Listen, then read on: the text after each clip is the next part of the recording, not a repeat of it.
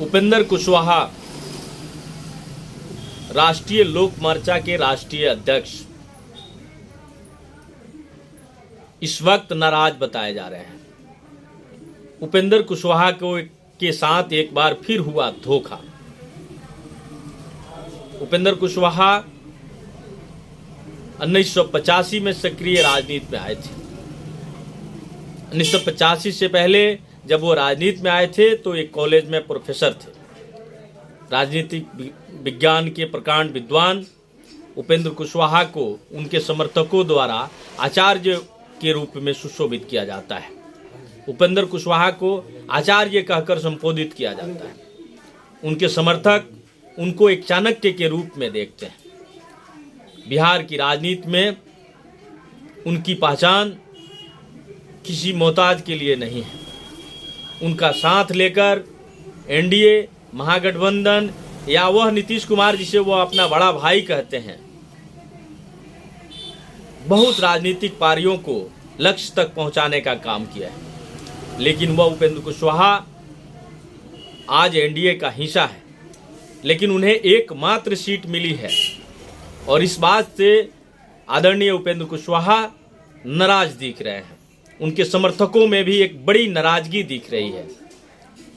सूत्रों की माने तो कल उपेंद्र कुशवाहा अपने राजनीतिक गुरु और राजनीतिक आदर्श मानने वाले छगन भुजबल महाराष्ट्र के उप मुख्यमंत्री से भी कल उन्होंने मुलाकात की है। सीट शेयरिंग के उपरांत खबरें आ रही हैं।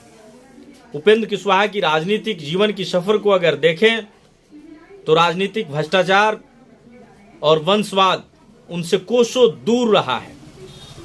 कभी भी उन पर राजनीतिक वंशवाद का या भ्रष्टाचार का कोई आरोप दूर दूर तक नहीं दिखता है। साक्ष्य स्वच्छ छवि के व्यक्तित्व के धनी उपेंद्र कुशवाहा लगातार अपने समाज के युवाओं में, समाज के सक्रिय राजनीतिक लोगों में एक बड़े छवि के रूप में उभरे हैं।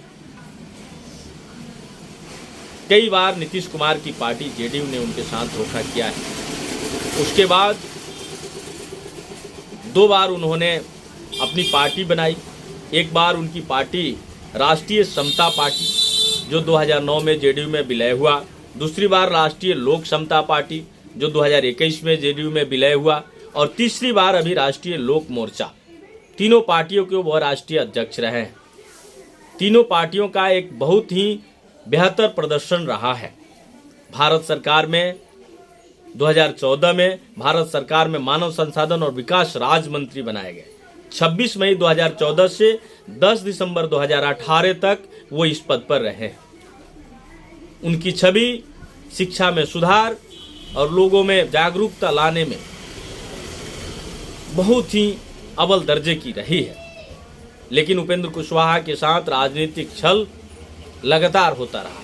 लगातार वो अपने आप को ठगे हुए महसूस होते रहे। वो चारों सदनों के मेंबर रहे हैं। विधानसभा के मेंबर भी रहे।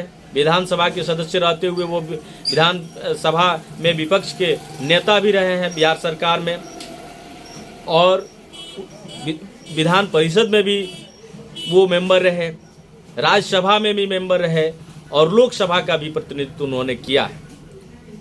चारों सदनों में सदस्य रहने के उपरांत उपेंद्र कुशवाहा की लंबी राजनीतिक कैरियर में कोई भी भ्रष्टाचार या वंशवाद या किसी भी प्रकार का कोई आरोप प्रत्यारोप उन पर आज तक न किसी ने लगाया है न साबित हुआ है। इतनी स्वच्छ छवि के लीडर्स और एक बड़े समूह का नेतृत्व करने वाले आदरणीय उपेंद्र कुशवाहा के साथ इस बार एक बार फिर से धोखा हुआ है। उपेंद्र कुशवाहा ले सकते हैं कोई निर्णय, क्या वो एनडीए में रहेंगे, एनडीए के साथ रहकर चुनाव लड़ेंगे, या एक सीट जो उन्हें मिला है क्या उनके जगह पर कोई दूसरा लड़ेगा और वो इंडिपेंडेंट रहकर पार्टी को आगे बढ़ाएंगे। आने वाले विधानसभा चुनाव के लिए खुद और पार्टी को तैयार करेंगे या फिर कोई समझौता होगा। इस पर उनके कार्यकर्ताओं में, उनके लोगों में चर्चाएं दिख रही है। क्या होगा इस पर लंबी बातचीत हो रही है।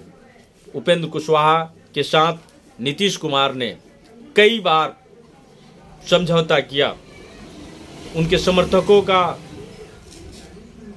कई बार जो है विश्वास जीतने का प्रयास किया, लेकिन बार बार छल हुआ। बार बार उपेंद्र कुशवाहा को डैमेज करने की रणनीति बनाई गई, लेकिन उपेंद्र कुशवाहा डैमेज नहीं हुए। कई बार उनके पार्टियों को तोड़ दिया गया, लेकिन फिर दोबारा उन्होंने अपनी पार्टी बना ली। उनके समर्थक अस्थायी हैं और रियल हैं। अगर रियल नहीं रहते तो एक या दो बार पार्टी टूटने के बाद तीसरी बार पार्टी बनाने की कुव्वत नहीं होती। लेकिन उनके विरोधी भी जानते हैं कि उपेंद्र कुशवाहा के पास जो कार्यकर्ता हैं, जो समर्थक हैं, जो लोग हैं, वो अस्थायी रूप से हैं। उपेंद्र कुशवाहा को डैमेज करने की कई रणनीति एनडीए, महागठबंधन और नीतीश कुमार ने चलाया है, लेकिन कोई रणनीति उनका सफल नहीं रहा है। देखते हैं आगे क्या होता है। उपेंद्र कुशवाहा का निर्णय हम जरूर आपको बताएंगे। तब तक के लिए आप हमारे चैनल को लाइक करें, सब्सक्राइब करें, शेयर करें और आप सभी को सादर नमस्कार।